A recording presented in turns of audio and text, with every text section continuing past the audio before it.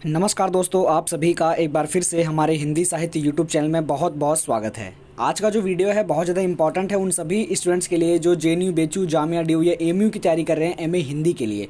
तो आज आपका 34वां मॉक टेस्ट होगा। इससे पहले हमने 33 मॉक टेस्ट कंप्लीट करा दिए हैं।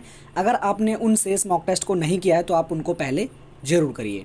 तो आज आपका 34वां मॉक टेस्ट होगा और 34वें मॉक टेस्ट में आप सभी को जैसे कि पता है कि अब इन प्रश्न श्रृंखला को बढ़ाया गया है, जिसमें कि 50 क्वेश्चंस आपके लिए रखे गए हैं और 50 क्वेश्चन से आपसे आशा यही रहती है कि आप उसके सही जवाब लगाएं और कमेंट बॉक्स में अपना जो स्कोर है, आपका क्या स्कोर रहा है, वो ज़रूर बताएं।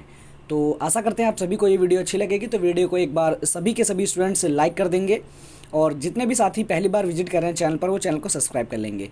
Delhi university, JNU, BHU, Jamia, MU, इन सभी की प्रत्येक इन्फॉर्मेशन आप सभी के पास मिल सके, इसलिए आप सभी हमारे हिंदी साहित्य मेन चैनल से भी जुड़ जाइए। मेन चैनल का जो लोगो है आप सभी को, जो चैनल है हमारा, वहाँ पे मिल जाएगा। तो शुरू करते हैं अपना। हम पहला जो क्वेश्चन है आप सभी की स्क्रीन पर आ चुका है। पहला और दूसरा क्वेश्चन आप सभी की स्क्रीन पर लगे हुए हैं। बांधो न नाव इस ठाव बंधु के लेखक कौन हैं? Option number A Upendra Nath Ashk, option number B Nirala, option number C Jaishankar Prasad, option number D Mukti Bodh. तो यहाँ हमारा जो सही विकल्प जाएगा, यहाँ आपसे पूछा कि लेखक कौन है, तो लेखक पूछा गया तो बिल्कुल यहाँ करेक्ट आंसर हो जाएगा हमारा Nirala ji. Option number B एकदम करेक्ट आंसर हो जाएगा। दूसरा क्वेश्चन आपका, सुजान चरित्र के रचयिता कौन है? सुजान चरित्र के रचयिता कौन है? घनानंद जी, बोधा जी, सुदान जी या मतीराम जी? तो घनानंद के जो हमारे यह सही जो विकल्प जाएगा सुजान चरित्र के, बताइए क्या सही विकल्प होगा? ऑप्शन नंबर सी इसका सही विकल्प हो जाएगा। बढ़ते हैं अपने तीसरे क्वेश्चन की तरफ। क्वेश्चन नंबर तीसरा आप सभी की स्क्रीन पर आ चुका है। आशा करते हैं कि आप सभी इसका सही विकल्प लगाएंगे। क्वेश्चन नंबर 30 है और तीसरा है आपका, पंचवटी प्रसंग। पंचवटी प्रसंग काव्य के रचयिता कौन हैं? ऑप्शन नंबर ए Maithili Sharan Gupt, option number B Nirala, option number C Jaishankar Prasad, option number D Keshavdas. तो पंचवटी प्रसंग के काव्य के रचयिता कौन है? आप सभी से आशा करते हैं कि आप सभी इसका सही विकल्प बताएंगे। तो पंचवटी प्रसंग के जो रचयिता हैं, ऑप्शन नंबर ए हो जाएगा मैथिली शरण गुप्त। बहुत ही फास्टर आप सभी के लिए सॉल्यूशन होगा। 50 क्वेश्चन आपको लगेगा ही नहीं कि आपके कब खत्म हो गए। आप आशा करते हैं कि आप सभी सही विकल्प लगाते चले जाएंगे और आपको सही विकल्प इसमें बताएंगे। जो भी एक आधा क्वेश्चन ऊपर नीचे हो जाता है या बोलने से या टिक लगाने से, उसको एक बार कमेंट बॉक्स में आप जरूर बताएं। बिल्कुल, बढ़ते हैं अपने चौथे क्वेश्चन की तरफ। क्वेश्चन नंबर 14 चौथा आप सभी की स्क्रीन पर आ चुका है। बाजे पायलिया के घुंघरू, बाजे पायलिया के घुंघरू के लेखक कौन हैं? यहाँ से आपसे पूछा गया कि चौथे क्वेश्चन में, चौथा क्वेश्चन आपका चल रहा है और सही विकल्प आप सभी से आशा करते हैं आप बताएंगे। बाजे पायलिया के घुंघरू के लेखक कौन हैं? कन्हैया लाल मिश्र जी, कन्हैया लाल ओझा जी, कन्हैया लाल मणिक लाल मुंशी जी या सोहन लाल द्विवेदी जी? तो चौथे का जो हमारा सही विकल्प जाएगा कन्हैया लाल मिश्र प्रभाकर जी, बाजे पायलिया के घुंघरू, ऑप्शन नंबर ए। बढ़ते हैं अपने पांचवें क्वेश्चन की तरफ।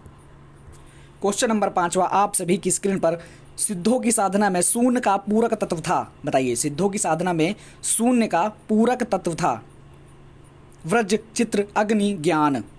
पांचवे में सही विकल्प आप सभी का क्या होगा? शून्य का पूरक तत्व ज्ञान से होता है। ऑप्शन नंबर डी याद रखना, ज्ञान। सिद्धों की जो साधना थी, सिद्धों की साधना में शून्य का जो पूरक तत्व लगाया जाता था, किससे था? वो ज्ञान से था। सिद्धों का जो शून्य पूरक तत्व था वो ज्ञान था। ऑप्शन नंबर डी इसका सही विकल्प हो जाएगा। बढ़ते हैं छठे क्वेश्चन की तरफ।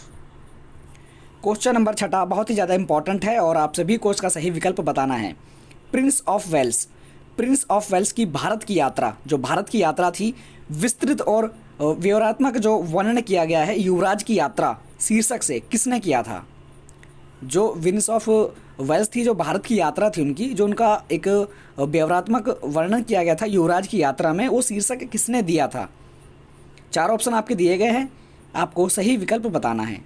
सत्यदेव, मौलवी महेश प्रसाद जी, चंडी प्रसाद जी या भगवान दीन जी? छठे का आप सभी से आशा करते हैं आप सभी सही विकल्प बताएंगे। तो छठे में जो हमारा सही विकल्प जाएगा, चंडी प्रसाद सिंह जी ने युवराज की यात्रा को जो वर्णन किया है, जिसमें कि प्रिंस ऑफ वेल्स की भारत यात्रा का विस्तृत वर्णन किया गया है। तो ऑप्शन नंबर सी इसका सही विकल्प हो जाएगा। बढ़ते हैं सातवें क्वेश्चन की तरफ। क्वेश्चन नंबर 7वां, गुंडा, गुंडा कहानी प्रसाद के किस कहानी संग्रह से संकलित है? इंद्रजाल, आकाशदीप, प्रतिध्वनि, आंधी?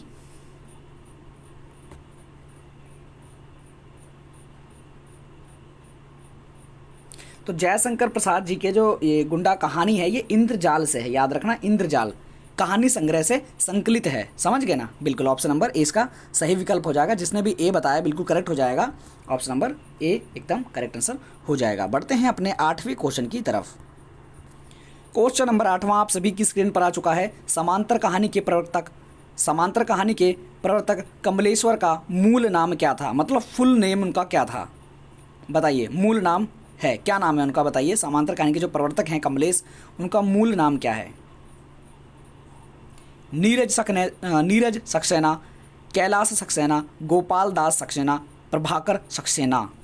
तो 8वें में सही विकल्प क्या होगा? समांतर कहानी के प्रवक्ता जो कि कमलेश्वर हैं, इनका जो सही विकल्प होगा ऑप्शन नंबर ए हो जाएगा, नीरज सक्सेना जी। बिल्कुल option number A correct answer हो जाएगा। बढ़ते हैं 9वें क्वेश्चन की तरफ। क्वेश्चन नंबर 9 आप सभी की स्क्रीन पर आ चुका है। यहाँ से पूछा है कि भक्ति विवेक निम्नलिखित में से किसकी रचना है? भक्ति विवेक किसकी रचना है, आपको बताना है इसके अंदर। तो 9वें में हमारा जो सही विकल्प होगा, आशा करते हैं आप सभी इसका सही विकल्प बताएंगे। मलुकदास, सुंदरदास, नाभादास या दादू दयाल। भक्ति विवेक बताइए, जल्दी बताइए इसका सही विकल्प क्या होगा। तो 9वें में जो हमारा सही विकल्प जाएगा होगा मलुकदास जी। ऑप्शन नंबर ए सही है। बिल्कुल ऑप्शन नंबर ए इसका सही विकल्प हो जाएगा। बढ़ते हैं 10वें क्वेश्चन की तरफ।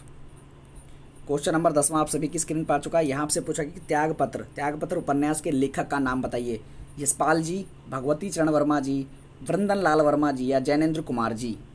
तो आशा करते हैं आप सभी इसका सही विकल्प बताएंगे। लेखक पूछा गया है, आप सभी को याद रखना कि त्यागपत्र एक प्रकार का उपन्यास है। पूछा जा सकता है कि त्यागपत्र किस विधा की रचना है, कहानी है, उपन्यास है, लेख है या कहानी वृत्तांत है। तो आप सभी को याद रखना है त्यागपत्र एक प्रकार का उपन्यास है, जो कि 10वें में सही विकल्प होगा जैनेन्द्र कुमार जी।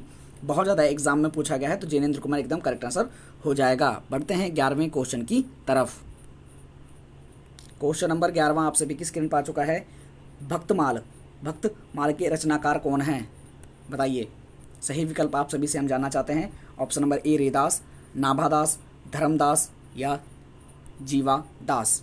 तो 11वें में हमारा सही विकल्प जाएगा, भक्तमाल के जो रचनाकार हैं वो हैं नाभादास जी। ऑप्शन नंबर बी एकदम करेक्ट आंसर चला जाएगा। बढ़ते हैं अपने 12वें क्वेश्चन की तरफ। क्वेश्चन नंबर 12वां आ चुका है। यहाँ आपसे पूछा गया कि निम्नलिखित में से किस कृति के लेखक जयशंकर प्रसाद जी नहीं हैं? बताइए। करण कुसुम, ध्रुव स्वामिनी, चारू चंद्रलेखा, तितली। तो इसमें बहुत ज़्यादा इम्पॉर्टेंट है और नॉट का प्रयोग किया गया है, जयशंकर प्रसाद जी की नहीं है, तो आपको बताना है। कुसुम ये है धर्मवीर जयशंकर प्रसाद जी की, ध्रुव स्वामिनी जयशंकर प्रसाद जी की है, तितली तो है ही, और जो चारू चंद्रलेखा है ये यहाँ की नहीं है, जयशंकर प्रसाद जी की नहीं है। तो ऑप्शन नंबर सी एकदम करेक्ट आंसर हो जाएगा। देख लीजिए साथियों, ऑप्शन नंबर सी। बढ़ते हैं अपने 13वें क्वेश्चन की तरफ। क्वेश्चन नंबर 13वां आ चुका है। यहाँ से पूछा है कि आनंददास का पौधा शीर्षक से उपन्यास लेखक कौन हैं? Option number A Vrindavan Lal Verma, option number B Bhagwati Charan Verma, option number D Amritlal Nagar, option number D Hazari Prasad Dwivedi ji. तो आप सभी को इन चारों में से सही विकल्प बताना है। आशा करते हैं आप सभी सही विकल्प बताएंगे। तो बताइए 13वें में हमारा सही विकल्प क्या होगा? तो यहाँ हो जाएगा हमारा हजारी प्रसाद द्विवेदी जी। ऑप्शन नंबर डी बिल्कुल एकदम बच्चों ठीक विकल्प हो जाएगा। देख लीजिए। बढ़ते हैं अपने 14वें क्वेश्चन की तरफ। क्वेश्चन नंबर 14वां आप सभी की स्क्रीन पर आ चुका है। आशा करते हैं आप सभी इसका सही विकल्प लगाएंगे। नीला चांद उपन्यास के लेखक कौन हैं? बिल्कुल बहुत ही ज़्यादा इंपॉर्टेंट है और आप सभी को सही विकल्प बताना है। नीला चांद उपन्यास के लेखक कौन हैं? राघव जी, सुरेंद्र वर्मा जी, शैलेश जी या डी इन तीनों में से कोई नहीं। तो बताइए 14वें में हमारा सही विकल्प क्या जाएगा? तो जो नीला चांद है बिल्कुल इन तीनों में से हमारा कोई भी ऑप्शन नहीं होगा, ऑप्शन नंबर डी होगा। आप सभी को कमेंट बॉक्स में बताना है कि नीला चांद आखिर किसका है। समझ गए ये उपन्यास किसका है? कमेंट बॉक्स में आप जरूर बताएं। बढ़ते हैं 15वें क्वेश्चन की तरफ। क्वेश्चन नंबर 15वां यहाँ आपसे पूछा गया कि अपनी केवल धार काव्य संकलन के रचनाकार कौन हैं? बताइए।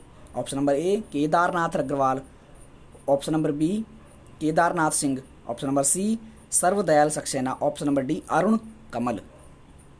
तो आपको बताना है काव्य संकलन है जो ये रचनाकार कौन है इसके। 15वें में आप सभी से हम सही विकल्प चाहते हैं। बिल्कुल बताइए यहाँ हमारा सही विकल्प क्या होगा। तो अपनी केवल धार काव्य संकलन के जो रचयिता हैं या रचनाकार हैं वो अरुण कमल जी हैं। ऑप्शन नंबर डी इसका सही विकल्प हो जाएगा। बढ़ते हैं अपने 16वें क्वेश्चन की तरफ। क्वेश्चन नंबर 16वां आप सभी की स्क्रीन पर आ चुका है। यहाँ आपसे पूछा है कि हंस पत्रिका के संस्थापक का नाम बताइए। क्या होगा? हंस पत्रिका जो है उसके संस्थापक का नाम बताइए। सिंपल सा क्वेश्चन है। आप सभी को 4 ऑप्शन दिए जाते हैं। 4 ऑप्शनों में आपसे आपको सटीक उत्तर का चयन करना है। Option number A Jaishankar Prasad, option number C Rajendra Yadav, option number B Premchand, option number D Amrit Rai ji. तो हंस पत्रिका संस्थापक पूछा गया है तो प्रेमचंद्र जी हो जाएंगे। ऑप्शन नंबर बी याद रखेंगे मेरे साथियों, बिल्कुल ऑप्शन नंबर बी। बढ़ते हैं 17वें क्वेश्चन की तरफ। क्वेश्चन नंबर 17वां आ चुका है। आप सभी को बताना है इसमें सही विकल्प।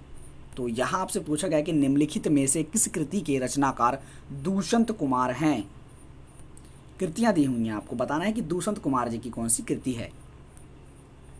अपनी केवल धार जो अभी हमने देखा था ये तो है ही नहीं, समझ गए? बिल्कुल देखते रहिए। खुटियों पे टांगे लोग, साए में धूप, युग धारा। तो बताइए 17वें में हमारा सही विकल्प क्या होगा। तो जैसे कि आप सभी देख रहे हैं कि साए में धूप ये हमारा सही विकल्प हो जाएगा, दुष्यंत कुमार जी का है। Option number C. समझ गए साथियों? बढ़ते हैं 18वें क्वेश्चन की तरफ। क्वेश्चन नंबर 18वां ये थोड़ा इंटरेस्टिंग क्वेश्चन है। आप सभी को किसी किसी स्टूडेंट्स को नहीं पता होगा पर आपको पता चल जाएगा इस क्वेश्चन को देखने के बाद। क्वेश्चन है आपका चंपू के 2 भेद हैं। आपको बताना है इन दोनों में से कौन से, इन चारों ऑप्शन में से कौन से वो 2 भेद हैं। तो 18वें में जो हमारा सही विकल्प होगा विरुद्ध और क्रमभक। तो बिल्कुल ऑप्शन नंबर डी सही विकल्प हो जाएगा। आप सभी इसका स्क्रीनशॉट ले सकते हैं।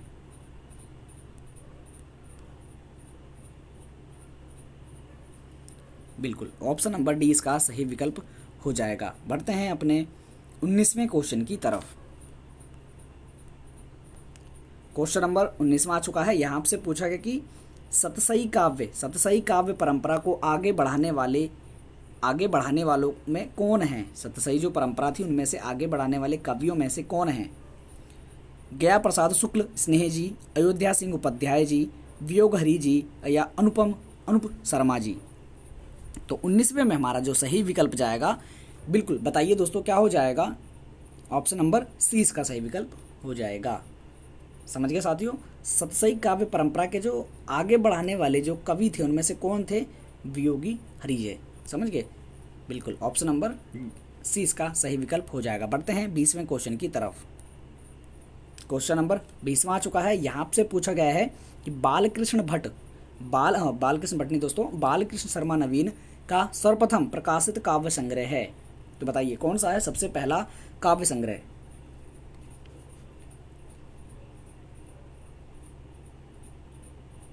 तो यहाँ जो हमारा सही विकल्प जाएगा ऑप्शन नंबर डी पे जाएगा। बढ़ते हैं अपने 21वें क्वेश्चन की तरफ। दोस्तों 21वां क्वेश्चन आप सभी की स्क्रीन पर आ चुका है। यहाँ से पूछा गया है कि काव्य संप्रदायों का सही विकास क्रम क्या था। तो 21वें में सही विकल्प आप सभी से जानना चाहते हैं क्या होगा, हम ऐसे आपको बता देते हैं जो सही विकल्प होगा। वैसे आप भी इसका सही विकल्प का चयन जरूर करें।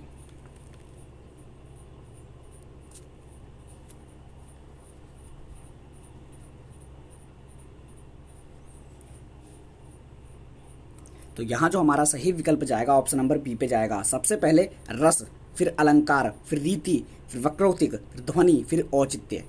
ये इसका सही विकल्प होगा। आप सभी इसका स्क्रीनशॉट ले सकते हैं। बढ़ते हैं अपने 22वें क्वेश्चन की तरफ। क्वेश्चन नंबर 22वां है। यहाँ से पूछा गया है कि काव्य के अर्थ वैज्ञानिक विवेचन का शुभारंभ किसने किया था। वामन, महिम भट्ट, मम्मट, आनंदवर्धन। तो 22 में हमारा जो सही विकल्प जाएगा, तो बताइए दोस्तों क्या होगा। काव्य के अर्थ वैज्ञानिक विवेचन का शुभारंभ किसने किया था। तो ऑप्शन नंबर ए हो जाएगा हमारा वामन जी। समझ गए साथियों, ऑप्शन नंबर ए इसका सही विकल्प हो जाएगा। तो आप सभी अपने 50 क्वेश्चनों को एक बार जो नोटबुक है या जो भी आप जिस पे लिख रहे हैं उसको चेक करते रहें कि आपके कितने सही हुए। आपको टोटल 22 क्वेश्चन कराए गए हैं, तो 22 में से आपके कितने सही हुए, 16 सही हुए, 17 सही हुए, 18 सही हुए, उसको एक बार नोट डाउन जरूर करें। और जब टोटल आपका मॉक टेस्ट हो जाएगा 50 क्वेश्चनों का जब कंप्लीट हो जाएगा, तो एक बार कमेंट बॉक्स में अपना जो है स्कोर जरूर बताएं। जिसके 25 क्वेश्चन भी सही होते हैं वो भी जरूर बताएं, और जिसके 50 के 50 क्वेश्चन ठीक होते हैं वो भी जरूर बताएं। इससे आशा रहती है कि आपको कैसे क्वेश्चन कर रहे हैं और क्या उनको और बढ़ाना चाहिए स्तर को और क्या नीचे करना चाहिए, तो पूरा एक बार जरूर बताएं। तो देखते हैं अपना 23वां क्वेश्चन। क्वेश्चन नंबर 23वां आ चुका है। यहाँ आपसे पूछा गया कि सिद्ध कवियों द्वारा प्रयुक्त भाषा को कहा जाता था, क्या कहा जाता था बताइए। डिंगल, अपभ्रंश, अवहट या संध्या। तो 23 में जो हमारा सही विकल्प होगा, बिल्कुल कवियों, जो सिद्ध कवियों द्वारा जो प्रयुक्त भाषा का उसे कहा जाता था संध्या, ऑप्शन नंबर डी देख सकते हैं आप सभी। बढ़ते हैं अपने 24वें क्वेश्चन की तरफ। क्वेश्चन नंबर 24वां आ चुका है। यहाँ आपसे पूछा गया है छायावाद में वक्तता का वैभव मिलता है, प्रसाद के काव्य में निम्नलिखित में से किसका उत्कर्ष मिलता है। तो आपको बताना है इसका सही विकल्प क्या होगा। थोड़ा सा हम क्वेश्चन को रोकते हैं और आप सभी इसका सही विकल्प बताएंगे।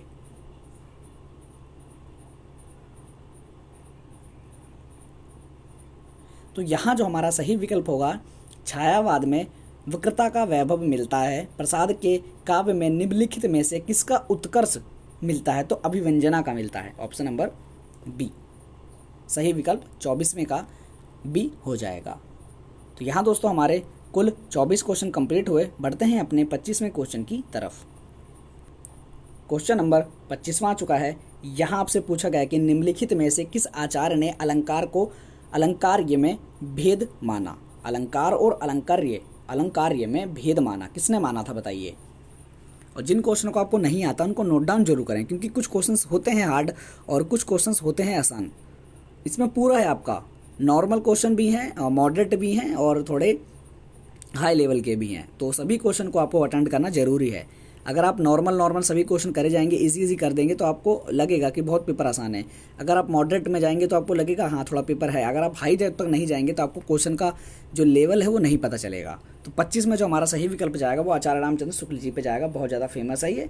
25 में का आचार्य रामचंद्र शुक्ल जी, समझ गए। तो बढ़ते हैं अपने 26वें क्वेश्चन की तरफ। क्वेश्चन नंबर 26वां आ चुका है। यहाँ आपसे पूछा गया कि निम्नलिखित में से कौन श्री कृष्ण भक्ति का संप्रदाय नहीं है। श्री कृष्ण भक्ति का जो संप्रदाय है वो नहीं है, नॉट का प्रयोग हुआ है, बताना है आपको सही विकल्प 26वें में। तो यहाँ जो हमारा सही विकल्प होगा तत्सुखी संप्रदाय, ऑप्शन नंबर सी। समझ गए साथियों, तत्सुखी संप्रदाय ऑप्शन नंबर सी। कृष्ण भक्ति का जो संप्रदाय है वो नहीं है पूछा गया था, तो तत्सुखी संप्रदाय यहाँ पर नहीं है, ऑप्शन नंबर सी। बढ़ते हैं अपने 27वें क्वेश्चन की तरफ। क्वेश्चन नंबर 27वां, लाल तारा की विधा है। लाल तारा किस विधा की रचना है। आपसे मैंने बोला था लाल तारा ये क्वेश्चन आएगा जरूर, कि विधा वाला क्वेश्चन आपको मिल गया। तो लाल तारा किस विधा की रचना है आपको बताना है। रेखा चित्र है, संस्मरण है, यात्रा वृतांत है या जर्नल है। तो बिल्कुल बताइए सही विकल्प क्या होगा 27वें में। जो यहाँ पर हमारा 27वें में सही विकल्प जाएगा, लाल तारा जो है एक प्रकार का रेखा चित्र है, जो कि ऑप्शन नंबर ए में हमको मिल रहा है। ऑप्शन नंबर ए लाल तारा रेखा चित्र। बढ़ते हैं 28वें क्वेश्चन की तरफ। क्वेश्चन नंबर 28वां, रीतिकाल को कला काल किसने कहा बताइए।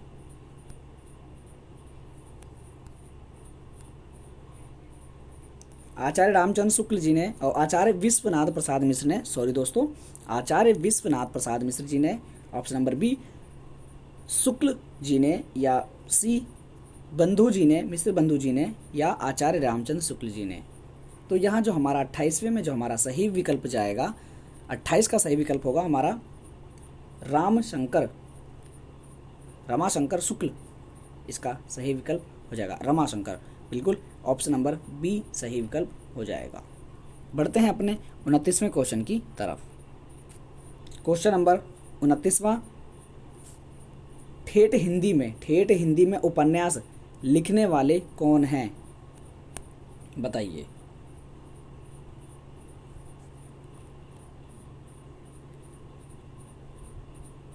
ठेठ हिंदी में उपन्यास लिखने वाले लेखक कौन हैं? तो 29 में हमारा सही विकल्प होगा हरिऔध जी, ऑप्शन नंबर डी।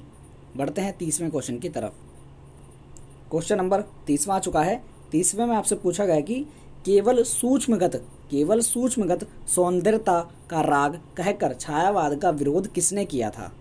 आचार्य रामचंद्र शुक्ल जी ने, महादेवी वर्मा जी ने, सुमित्रा नंदन पंत जी ने या आगे ने? तो 30 का जो सही विकल्प जाएगा, आप सभी से आशा करते हैं इसका सही विकल्प बताएंगे। 30 का हमारा जो सही विकल्प होगा महादेवी वर्मा जी। देख लीजिए साथियों, ऑप्शन नंबर बी।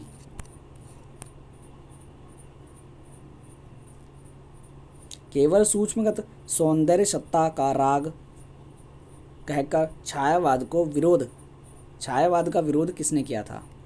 तो महादेवी वर्मा जी ने किया था, ऑप्शन नंबर बी। बढ़ते हैं अपने 31वें क्वेश्चन की तरफ। 31वां क्वेश्चन है आपका प्रयोगवाद की जन्मदात्री पत्रिका है किसकी? तार सप्तक, प्रतीक, नए पत्ते, नई कविता? तो यहां हो जाएगा हमारा तार सप्तक, ऑप्शन नंबर ए। बढ़ते हैं अपने 32वें क्वेश्चन की तरफ। क्वेश्चन नंबर 32वां है। यहाँ आपसे पूछा गया कि किन दो साहित्यकारों ने अर्धनारीश्वर नाम से रचना दी? तो आप सभी के ऑप्शन ये हैं, हरिऔध माखनलाल चतुर्वेदी जी, विष्णु प्रभाकर हरिऔध जी। दो ऑप्शन आपको यहाँ मिलेंगे, दिनकर जी, बच्चन जी, विष्णु प्रभाकर जी और दिनकर जी। तो 32 में जो हमारा सही विकल्प होगा दोस्तों, किन दो साहित्यकारों ने अर्धनारीश्वर नाम से रचना दी थी? तो बिल्कुल 32 का सही विकल्प होगा विष्णु प्रभाकर जी और Dinkar ji, option number D. याद रखना मेरे साथियों, ऑप्शन नंबर डी। बढ़ते हैं 33वें क्वेश्चन की तरफ।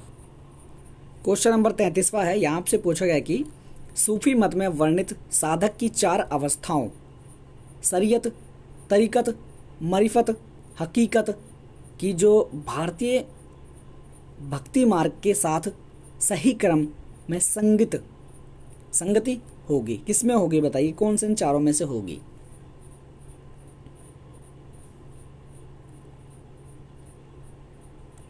तो यहाँ जो हमारा 33वें में सही विकल्प जाएगा, बिल्कुल जिसको नहीं पता है वो अपना स्क्रीनशॉट ले ले, ऑप्शन नंबर सी।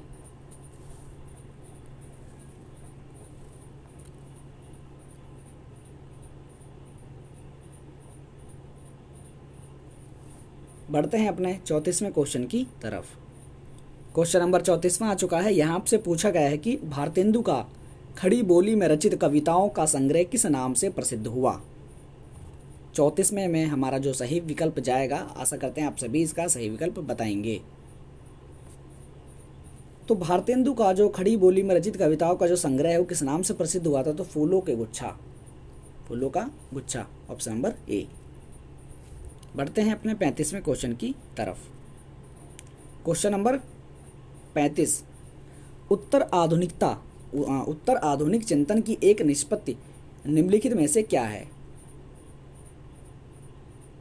उत्तर आधुनिक चिंतन की एक निष्पत्ति निम्नलिखित में से क्या है?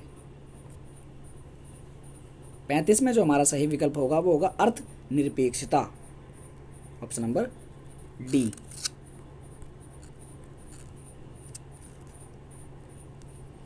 बढ़ते हैं अपने 36वें क्वेश्चन की तरफ। 37वां क्वेश्चन है हमारा। तो नेक्स्ट क्वेश्चन है अपना, रस को नाट्य तक सीमित रखने का सर्वप्रथम विरोध किसने किया? तो यहाँ जो हमारा सही विकल्प होगा, ऑप्शन आपको बता देते हैं, भामा, रुद्रट, आनंदवर्धन या अभिनव गुप्त। 37 में जो हमारा सही विकल्प होगा, रस को नाट्य तक सीमित रखने वाले सर्वप्रथम विरोध किसने किया? रखने का सर्वप्रथम विरोध किसने किया था? तो अभिनव गुप्त जी ने कहा था, ऑप्शन नंबर डी। आप सभी लगा सकते हैं ऑप्शन नंबर डी। बढ़ते हैं अपने 38वें क्वेश्चन की तरफ। वेड़ी संहार नाटक का अंगिरस क्या है? तो 38वें क्वेश्चन में आपको ये पूछा गया है। 38वां क्वेश्चन है हमारा दोस्तों, वेड़ी संहार नाटक का जो अंगिरस है वो क्या है? वीर, रौद्र, संगार या शांत? तो वेड़ी संहार नाटक का जो अंगिरस है वो वीर रस है। याद रखना दोस्तों, बिल्कुल वीर रस, ऑप्शन नंबर ए। बढ़ते हैं अपने 39वें क्वेश्चन की तरफ। 39वां क्वेश्चन है, हिंदी प्रदीप नामक पत्र निम्न में से किसके द्वारा निकाला गया? Option number A Pratap Narayan Mishra, option number B Balkrishna Bhatt, option number C Thakur Jagmohan Singh, option number D इनमें से कोई नहीं। हिंदी प्रदीप नामक पत्र निम्नलिखित में से किसके द्वारा निकाला गया? 39, क्वेश्चन नंबर 39, सही विकल्प हिंदी प्रदीप जो यहाँ होगा, बिल्कुल बताइए सही विकल्प क्या होगा। तो साथियों यहाँ जो हमारा सही विकल्प जाएगा तो बालकृष्ण भट्ट पे जाएगा, जैसे कि आप सभी को पता है 39वें क्वेश्चन में ऑप्शन नंबर बी। बढ़ते हैं 40वें क्वेश्चन की तरफ। क्वेश्चन नंबर 40वां, कुल 10 क्वेश्चन आप सभी के शेष रहते हैं, इन सभी 10 क्वेश्चन को जरूर करें। क्वेश्चन 40वां, आचार्य रामचंद्र शुक्ल ने प्रमेख्यान परंपरा का हिंदी में प्रवर्तक प्रथम कवि किसे माना है? या प्रवर्तक या प्रथम कवि किसे माना है? कुतुब्बन को, ईश्वर दास को, मुल्ला दाऊद को या साइद को? 40 में जो हमारा सही विकल्प होगा तो रामचंद्र शुक्ल द्वारा प्रमेख्यान परंपरा का हिंदी में जो प्रवर्तक माने गए हैं वो कुतुब्बन जी माने गए हैं, ऑप्शन नंबर ए। बढ़ते हैं अपने 41वें क्वेश्चन की तरफ। क्वेश्चन नंबर 42वां है, यहाँ आपसे पूछा गया है कि उपयुक्त युग्मों में से कौन सा सही सम्मिलित है, कौन सा सही मिलान है? तो रचना दिए हैं, उनके रचना के लेखक साथ में दिए हुए हैं, तो 3 दिए हैं, आपको बताना है कौन सा सही है कौन सा गलत है। तो 42वें में जो हमारा सही विकल्प जाएगा, बताइए दोस्तों क्या इसका सही विकल्प होगा? तो यहाँ जो हमारा सही विकल्प होगा ऑप्शन नंबर बी इसका सही विकल्प होगा, ऑप्शन नंबर बी। समझ गए साथियों? तो हम इसके अंदर देखेंगे तो हमारा बी केवल दूसरा, ये इसका सही विकल्प हो जाएगा, ऑप्शन नंबर बी। बढ़ते हैं 43वें क्वेश्चन की तरफ।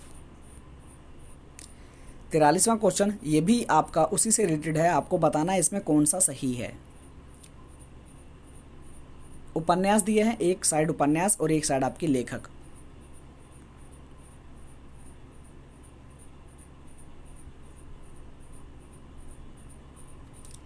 तो 43 में जो हमारा सही विकल्प होगा गंगा मैया भैरव प्रसाद गुप्त, ये इसका सही विकल्प हो जाएगा। समझ के बाकी सारे इसमें गलत हैं, ऑप्शन नंबर ए इसका सही विकल्प हो जाएगा। बढ़ते हैं अपने 44वें क्वेश्चन की तरफ। क्वेश्चन नंबर 44 आप सभी की स्क्रीन पर आ चुका है। यहाँ आपको केवल मिलान करने हैं, उपन्यास और लेखकों के साथ आपको मिलान करने हैं। तो आपको एक बार हम मिलान करके दिखाते हैं, आप सभी मिलान देखेंगे। तो ऑप्शन नंबर ए पार्टी कामरेड, तो ये जो हमारा होगा यशपाल का होगा, ऑप्शन नंबर ए बिल्कुल ठीक है। प्रति परिकथा ये जो है हमारी फणींद्रनाथ रेणु जी की है, ऑप्शन नंबर तीसरा। कब तक पुकारूं, ये हो जाएगा हमारा रागी राघव जी का। बलचरनामा जो कि हमारा नागा अर्जुन जी का, ये इसका सही विकल्प हो जाएगा, देख सकते हैं ऑप्शन नंबर ए।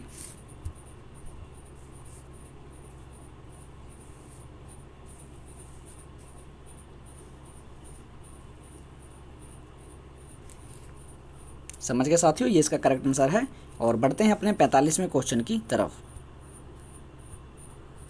क्वेश्चन नंबर 45 आ चुका है। यहाँ आपसे पूछा कि निम्नलिखित युगों में आपको विचार करना है और कौन सा गलत है और कौन सा सही है आपको देखना है। 3 आपको उपन्यास दिए हैं और 3 आपको लेखक दिए गए हैं।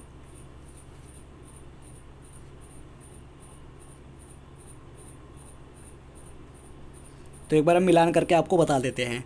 सही विकल्प आपको देखना ही जरूर है। सागर जो कि हमारा हो जाएगा ऑप्शन नंबर 3 उदय शंकर भट्ट जी। पानी के प्रचीर ये भी आपका ठीक है। बहती गंगा ये होगा आपका तीसरे का पहला। तो हमारा यहाँ ठीक कौन सा है, दूसरा ठीक है, तो ऑप्शन नंबर दूसरा ठीक हो जाएगा। एक बार हमने मिलान भी देख लिए हैं। ऑप्शन नंबर पहले का ये हो जाएगा, और बहती ये आपका ये हो जाएगा, बहती गंगा शिव प्रसाद सितारे हिंद, शिव प्रसाद मिश्र जी, ऑप्शन नंबर तीसरे का। तो बढ़ते हैं अपने हम 46वें क्वेश्चन की तरफ। दोस्तों 46वां क्वेश्चन आ चुका है। 46वें क्वेश्चन में आपको कौन सा गलत है ये बताना है, तो इसको सही ना करके गलत का चिन्ह लगाएंगे। गलत, समझ गए, गलत पूछा गया इसके अंदर, समझ गए। तो देखिए सही आपको 2 इसमें मिलेंगे, 1 गलत मिलेगा।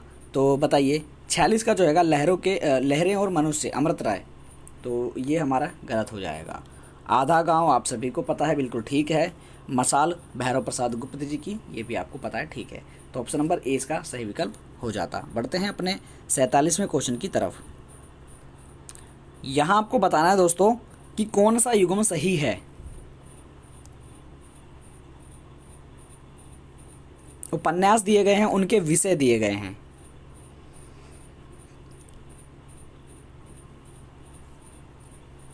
यहाँ जो हमारा सही विकल्प होगा ऑप्शन नंबर तीसरा, एकदम ठीक विकल्प हो जाएगा। बढ़ते हैं 48वें क्वेश्चन की तरफ।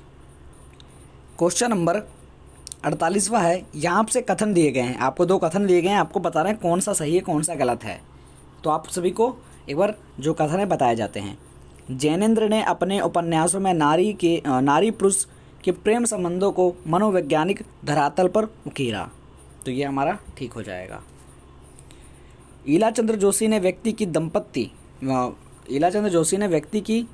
दमित वासनाओं कुंठाओं का चित्रण किया, तो ईलाचंद्र जोशी ने व्यक्ति की दमित वासनाओं कुंठाओं का चित्रण किया, ऑप्शन नंबर बी भी हमारा ठीक हो जाएगा। तो हमारा पहला और दूसरा दोनों ठीक हुए, ऐसे आपको देखना है इसके अंदर। बढ़ते हैं अपने 49वें क्वेश्चन की तरफ, सेकंड लास्ट क्वेश्चन। तो दोस्तों आपका 49वां क्वेश्चन आ चुका है। यहाँ आपसे पूछा गया है कि निम्नलिखित गुणों में से विचार करना है आपको। उपन्यास लेखक है, इनमें से कौन सा सही है कौन सा गलत है आपको बताना है। तो गलत का हम इसके अंदर चयन करेंगे। परख जो है ये बताया गया है डॉक्टर देवराज जी की, तो ये बिल्कुल गलत हो जाएगा। त्यागपत्र जैनेन्द्र कुमार, एकदम ठीक है। घृणामयी ईलाचंद्र जोशी, ये भी ठीक है। तो यहाँ हमको गलत देखना था, तो हमको परख मिल गया एकदम गलत, तो ये हमारा एकदम सही विकल्प हो जाएगा। बढ़ते हैं 50वें क्वेश्चन की तरफ। क्वेश्चन नंबर 50वां है, बहुत ज़्यादा इंपॉर्टेंट है, आप सभी को इसका सही विकल्प बताना है। तो यहाँ जो आपका क्वेश्चन है आप सभी देखेंगे और सही विकल्प का चयन करेंगे। क्वेश्चन आपका, तन पर नहीं लता पान खाए अलबत्ता का सही अर्थ होगा, क्या अर्थ होगा इसके अंदर।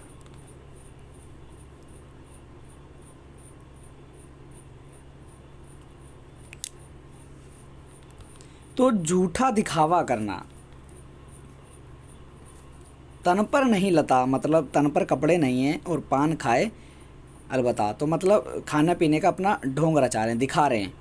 तो झूठा दिखावा करना, कोई झूठा दिखावा करता है, तो वही इसके अंदर पूछा गया था मुहावरा एक प्रकार से।